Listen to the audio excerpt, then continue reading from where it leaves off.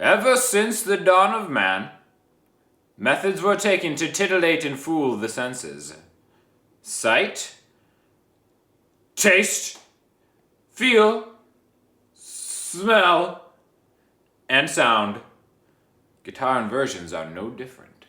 So today, we're gonna learn how to do some cool guitar chord inversions that are gonna make you seem super fancy, but they're really not. They're an illusion. Well, they are an illusion. You're gonna fool yourself sometimes. That's actually quite true when we get there. That's Basically, a lot of what I've experienced here, I'll play a chord, and I think I invented it. You know? I'm like, oh, what's this? What is that? Yeah. And then I look at it, it's like, oh, it's a C major chord. yeah. Cool. Very true. But we're gonna save you some of that hassle. Yes. And we're also going to give you some ways to tilt some heads when you're playing gigs. Because, you know, when you go to a gig, you can tell the guitar players are in the audience because they're doing this and they're watching you. So you want to give them a little bit of illusion, as in, hey, you don't know what I'm playing. Look at you.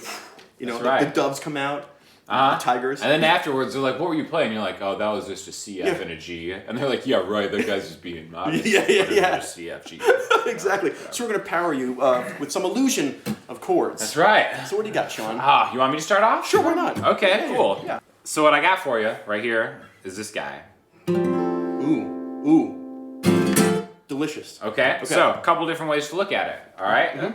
First of all, what we've got here is we've got the 8th fret on the A string, then the 5th fret on the D, G, and B strings. So if we just take this is a C major. C major. I can see that. Okay? Yeah. There's no illusion there. No. Once you do this, what in the world is that guy playing? first of all, I got this reach going on. Yeah. The ladies are like, ooh. Yeah, the guy guitar players are tilting their heads trying to see what's happening. Yeah. Oh. What? What is that? So, there's actually a couple different ways we can perceive this, really. But this is really a major chord with like a suspension in it.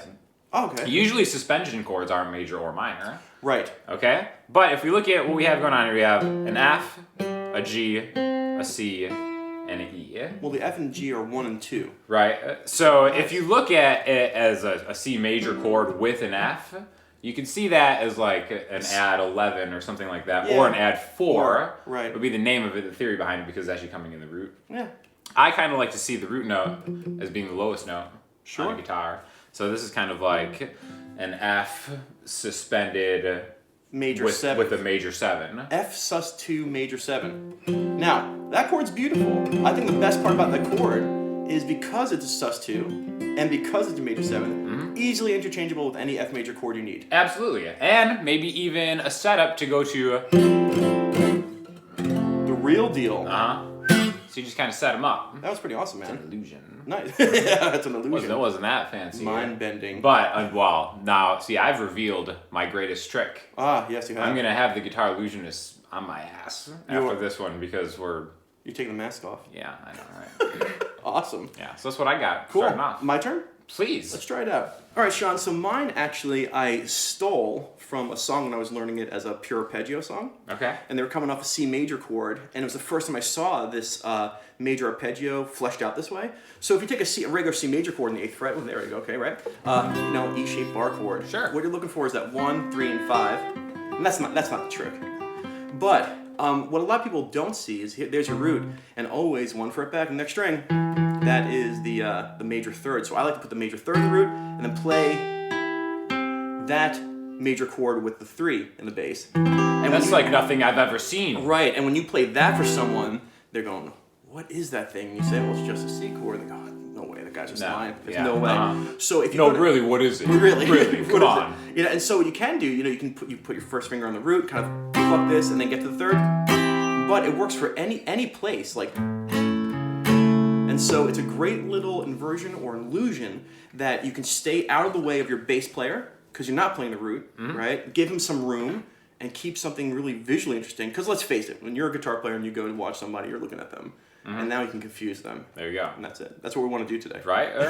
Taking the senses. Tricking the senses. Tricking the senses. And really just the way you hear it. Because like I said, it doesn't sound like your traditional major chord. That's, I think, the biggest benefit, which you just brought up. We should have brought it up earlier, which is when you play something like a normal C chord, it's very hard to hear it.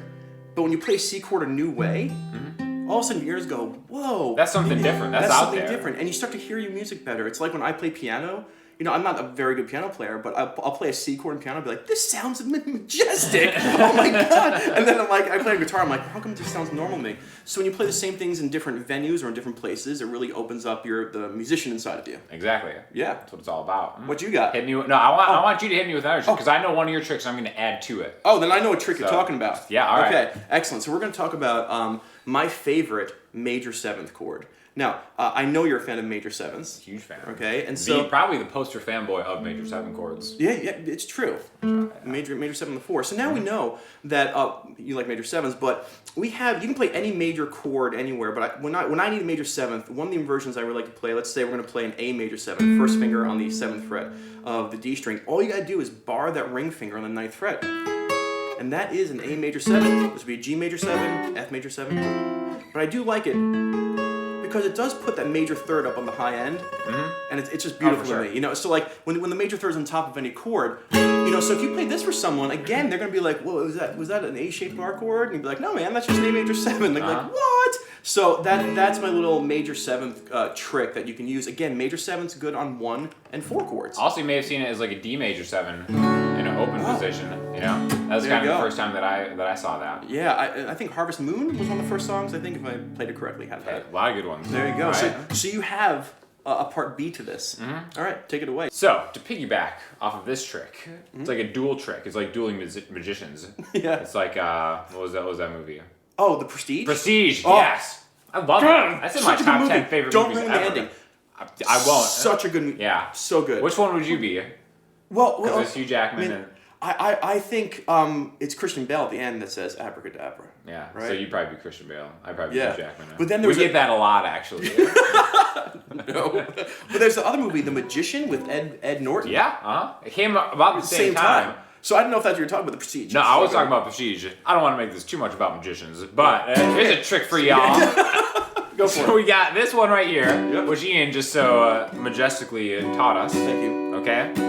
And the major 7 chord. Yes. Major 7 chords traditionally occur in 2 places in the key. That's right. On the 1 chord and the 4 chord. Okay? Yeah. So if this right here is a G major 7, G being the root and 5th fret on the D string, and then 7 all the way down, where's the other major 7 chord in the key of G? G, A, B, C. C. There is such a simple way to do this. You don't even have to move your pointer finger. You just grab your ring finger. That's a 1 to a 4. Yep. That's beautiful. Beautiful. Now I'm gonna ask you a question. Yeah. You gig a lot. All the time. How often do you use that trick? All the time. All the time. All the time. Yeah. And you know what? I'm sure Usually to end songs, actually. I think it's really a pretty way to like end a song. you love ending on the major the major 7 Always. 4 chord. I never give the audience the satisfaction of real resolution. People are listening to you That's getting so upset in their conversations with other people because you're not resolving. Yep. That's so funny. But is it? And then maybe it's like, just for you. That's a gig trick here. That was which you great. might wanna, yeah. Nice. Yeah. Good call. A good way to remember this is if you're like me and the way you start learning a lot of the notes on the fretboard is like maybe taking the low E string and being like E, F, F sharp, and memorizing just a few notes on here. Always, again, the high string is the same as the low E string. Find whatever chord you want to make a major 7 chord of. It's like, okay, I know that the 8th fret is a C. Back 1 fret behind is the major 7, and then make it. So even though I'm not playing the 8th fret, I'm seeing this 8th fret as my root note. Nice. Smooth move, Daniel. Thanks. Well, I got one for you. You got another one It's for a me? cheapie, but it's a goodie.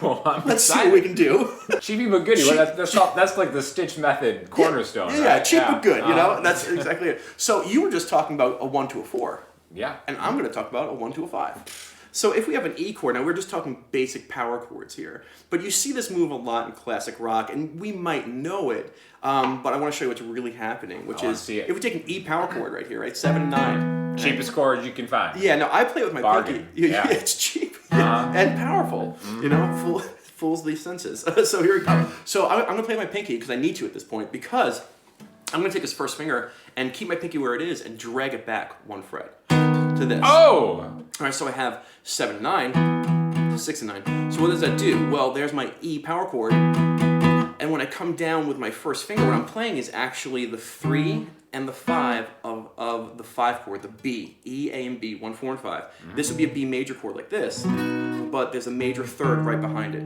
Okay, like my first chord version that I showed you. So what you're doing is you're keeping, actually it's the root note. This is the B here, and you're playing the major third. So this is like a power chord inversion type thing. You're playing 1 and 5 of the 1 chord, and then you're playing the 3 and 1 of the 5 chord.